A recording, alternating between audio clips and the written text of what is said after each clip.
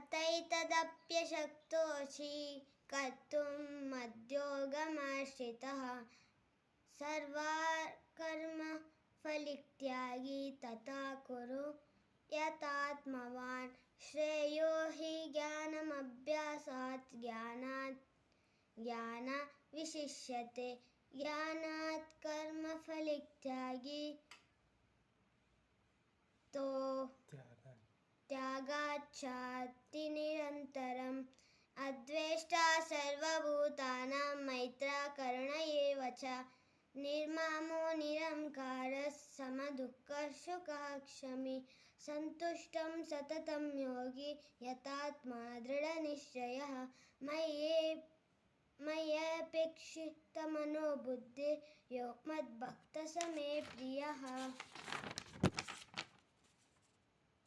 यस्मान्नो द्विजते लोको नो द्विजचेच्छयः हर्षामर्षभयोक्तैर्मुक्तो यः स मे प्रियः अनपेक्षः शुचिर्दक्षः उदासीनो वृतो यतः सर्वारम्भपरित्यागी यो मद्भक्तः स मे प्रियः यो न हृष्यति न द्वेष्टि न शोचति न काङ्क्षति शुभाशुभपरित्यागी भक्तिमान्यः स मे प्रियः समशत्रु च मित्रे च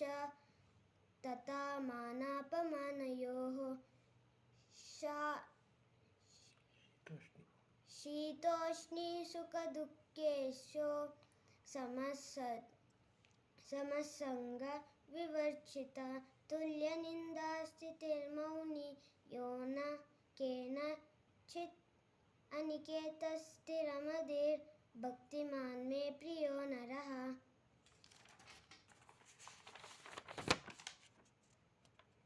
ये तु धर्म्यामृतमिदै यथोक्तो पर्युपासते श्रद्धेदानमत्परः भक्तिमान् मे तिवो मे प्रियः ॐ तत्सदिति श्रीमद्भगवद्गीतासु उपनिषत्